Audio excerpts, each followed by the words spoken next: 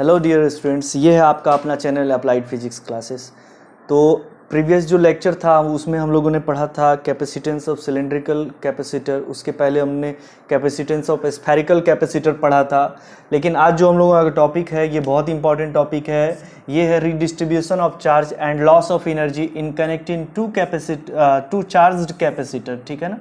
तो अगर हम दो चार्ज कैपेसिटर को जिसका डिफरेंट पोटेंशियल है, अगर उसे हम कनेक्ट करते हैं किसी कंडक्टर वायर के थ्रू, तो ऐसे कंडीशन में चार्ज का रीडिस्ट्रीब्यूशन कितना होगा और लॉस ऑफ एनर्जी क्या होगा, इसका हमको एक्सप्रेशन फाइंड करना बहुत इंपॉर्टेंट है। तो चलो पहले हम लोग फिगर से समझते हैं। तो ध्यान दो, ये बिफोर कॉम्बिनेशन का फिगर हम लोगों को दिख रहा है कि अभी हमने इस दोनों कैपेसिटर ए और बी को किसी वायर से कनेक्ट नहीं किया है। तो ऐसे केस में हम लोग देख रहे हैं जो कैपेसिटर ए है इस पर चार्ज कितना है Q1, इसका पोटेंशियल कितना है V1, इसका कैपेसिटेंस कितना है C1, और C1 क्या है, कांस्टेंट, कैपेसिटेंस कांस्टेंट है। आफ्टर दैट हम लोग देख रहे हैं कैपेसिटर बी। कैपेसिटर बी का जो चार्ज है वो Q2 है और इसका पोटेंशियल V2 है, और इस पर जो हम लोग देख रहे हैं इसका जो कैपेसिटेंस है वो C2 है जो कि अपने आप में कांस्टेंट है। अब हम लोग क्या करते हैं, देखो ध्यान से, अब हम लोग इस दोनों कैपेसिटर को एक कंडक्टर वायर से कनेक्ट कर देते हैं। तो ये रहा, एक कंडक्टर वायर से हम लोग इसको कनेक्ट कर देते हैं। ठीक है, दिस इज कंडक्टर वायर। तो एक कंडक्टर वायर से जैसे ही हम लोग इसको कनेक्ट करते हैं तो यहां पर अब क्या होता है, चार्ज का ट्रांसफर होना स्टार्ट हो जाता है from higher potential to lower potential. तो हायर पोटेंशियल से लोअर पोटेंशियल की तरफ चार्ज का ट्रांसफर होना स्टार्ट हो जाता है, और ये ट्रांसफर तब तक होते रहता है जब तक दोनों कैपेसिटर का जो पोटेंशियल है वो कॉमन ना हो जाए। दोनों कैपेसिटर का पोटेंशियल क्या नहीं हो जाए, कॉमन नहीं हो जाए। This V is called common potential. क्या कहेंगे इसे हम लोग, कॉमन पोटेंशियल कहेंगे। तो जैसे ही कॉमन पोटेंशियल V हो जाएगा अब रिडिस्ट्रीब्यूशन ऑफ चार्ज रुक जाएगा। तो आप देखेंगे यहां पर चार्ज कितना हो गया आफ्टर रिडिस्ट्रीब्यूशन। ये जो कैपेसिटर A है इस पर चार्ज हो गया Q1 डैश, और जो कैपेसिटर B है इस पर चार्ज हो गया हमारा Q2 डैश। ठीक है, तो आफ्टर कॉम्बिनेशन आप लोग देख रहे हैं चार्ज Q1 डैश A पर और Q2 डैश B पर है ना। कैपेसिटेंस तो अनचेंज रहेगा। तो before combination charge capacitor A पर Q1 और इसका पोटेंशियल V1, ठीक है, इस पर चार्ज Q2, इसका potential V2। After combination capacitor A पर चार्ज Q1 डैश और कैपेसिटर B पर चार्ज Q2 डैश, और दोनों का पोटेंशियल अब कॉमन पोटेंशियल बन गया है। तो चलो हम लोग ध्यान देते हैं यहां पर। तो देखो चार्ज जो है before combination for capacitor A, यहां दिख रहा है आपको कैपेसिटर A के लिए बिफोर कॉम्बिनेशन का बात हो रहा है। तो चार्ज जो है कितना इस पर Q1 और इसका पोटेंशियल कितना है V1। तो आप देखेंगे यहां पर कैपेसिटेंस कितना है, यहां पर C1, जो कि हमने फिगर में अभी बताया है। तो देयरफॉर हम लोग फॉर्मूला जानते हैं, बेसिक फॉर्मूला है ये, Q1 is equal to C1 into V1। After that for capacitor B हम लोग देख रहे हैं चार्ज कितना इस पर Q2, पोटेंशियल इसका कितना है V2, और कैपेसिटेंस कितना हम लोग दिख रहे हैं C2 देख रहे हैं। देयरफॉर इसका जो चार्ज Q2 हो जाएगा that will Q2 is equal to C2 into V2। इसके बाद हम लोग ये बिफोर कॉम्बिनेशन का पार्ट क्लियर हो गया है। तो बिफोर कॉम्बिनेशन हम लोगों ने देख लिया है चार्ज ये Q1 C1 V1 और Q2 is equal to C2 V2। अब आ जाओ देखते हैं हम लोग आफ्टर कॉम्बिनेशन। तो चलो देखते हैं after combination for capacitor A पर जो चार्ज हो जाएगा Q1 डैश। अब पोटेंशियल तो कॉमन हो गया ना भी, और कैपेसिटेंस तो C1 रहेगा जो कि कांस्टेंट है। तो therefore again charge is equal to capacitance into potential. तो आफ्टर कॉम्बिनेशन चार्ज कितना हो गया Q1 dash is equal to capacitance इसका कितना है C1 इनटू ये रहा कॉमन पोटेंशियल क्या हो जाएगा हमारा V। इसी प्रकार से आप देखेंगे फॉर कैपेसिटर B। अब B कैपेसिटर के लिए हम लोग देख रहे हैं चार्ज कितना है Q2 डैश और पोटेंशियल इसका कितना है V, common potential again, and capacitance C2 जो कि अनचेंज रहेगा, कांस्टेंट है। तो therefore again charge is equal to capacitance into potential that is Q2 dash is equal to C2 into V। अब आप जान रहे हैं from principle of conservation of charge, charge can neither be created nor be destroyed. ना ही हम इसे बना सकते हैं ना ही नष्ट कर सकते हैं, यानी टोटल चार्ज कांस्टेंट होता है, हमेशा कंजर्व होता है। That means what, total charge before combination, यानी जोड़ने से पहले, कंडक्टर वायर से कनेक्ट करने से पहले टोटल चार्ज जो है वो कनेक्ट करने के बाद जितना टोटल चार्ज होगा उसके क्या होगा, इक्वल होगा।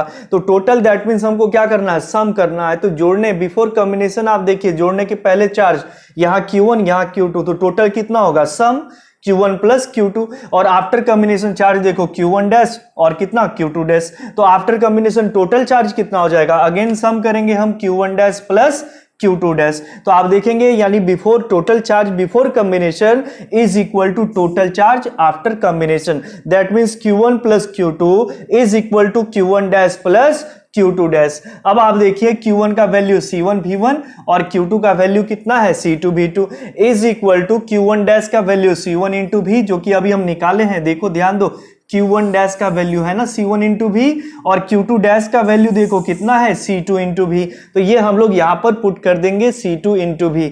दोनों में V कॉमन है, V कॉमन ले लो तो C1 प्लस C2 हो जाएगा। Therefore common potential V is equal to कितना हो जाएगा हमारा, तो common potential V is equal to हो जाएगा C1V1 plus C2V2 divide by C1 plus C2। ये भी इंपॉर्टेंट है अपने आप में, फॉर्मूला ध्यान रखना है इसको। आफ्टर दैट हम लोग देख रहे हैं, अब देखो रिडिस्ट्रीब्यूशन के बाद कितना चार्ज हो गया था इस पर, यहां पर चार्ज था Q1 dash, we have Q1 dash is equal to C1 into V from here, Q1 dash is equal to C1 into V। तो C1 ही है, बट V के बदले कॉमन पोटेंशियल आप इतना फॉर्मूला यहां पुट कर दीजिए, तो ये रहा Q1 डैश का एक्सप्रेशन निकल गया हमारा।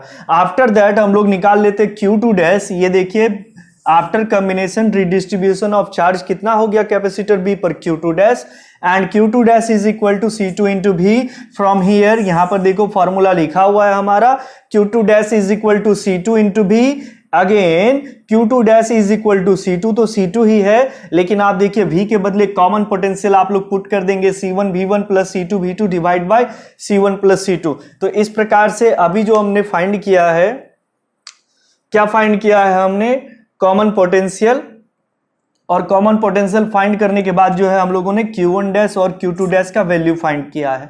आफ्टर दैट अब हम लोग को निकालना है लॉस ऑफ एनर्जी, ठीक है ना।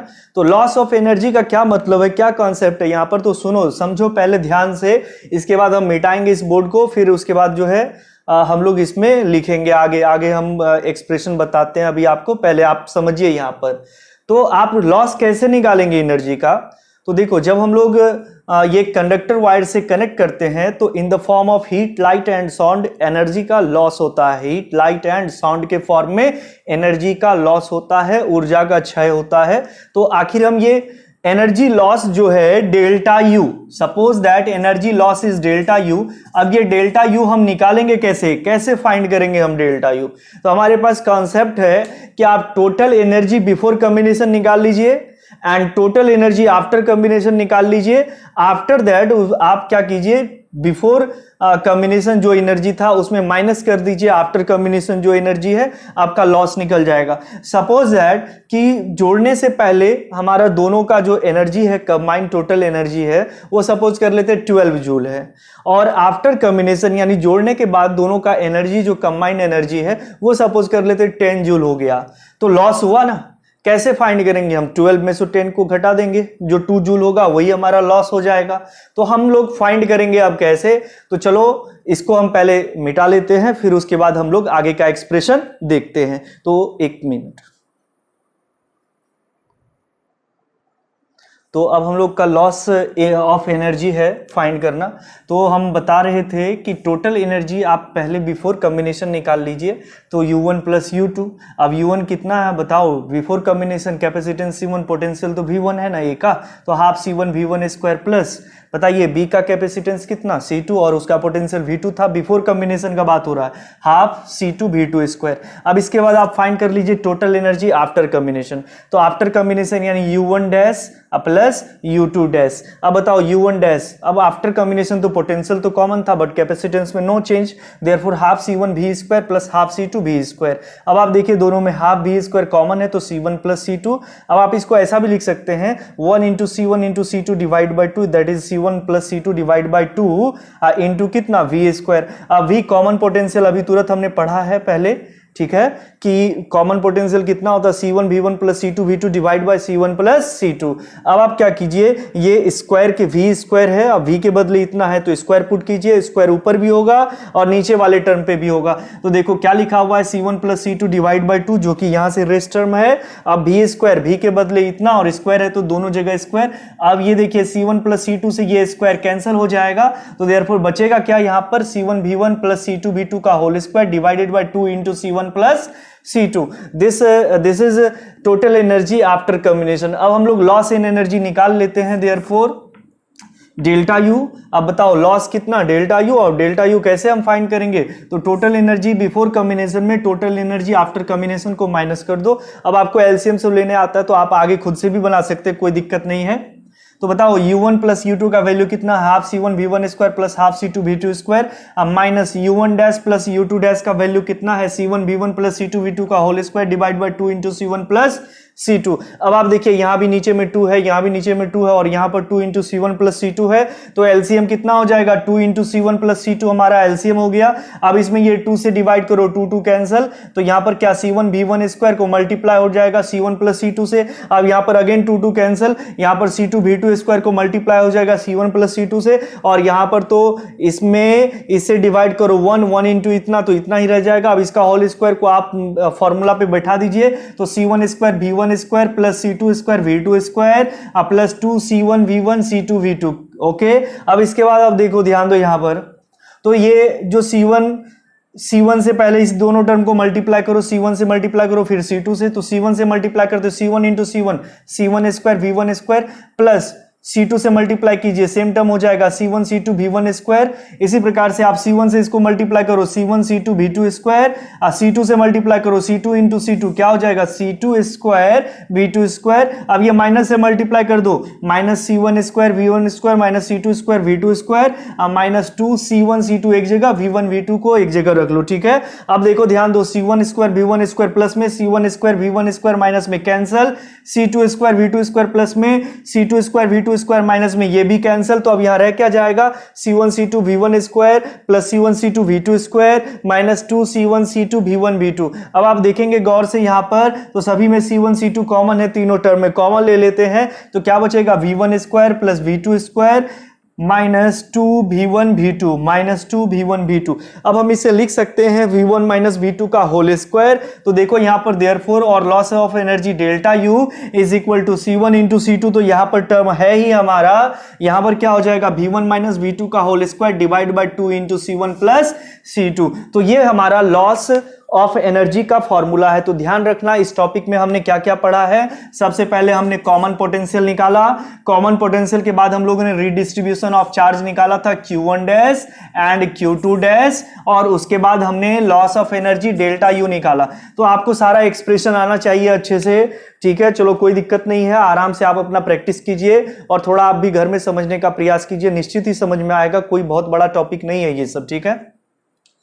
तो चलो अब देखते हैं इसके आगे का टॉपिक, अब नेक्स्ट लेक्चर में हम लोग पढ़ेंगे।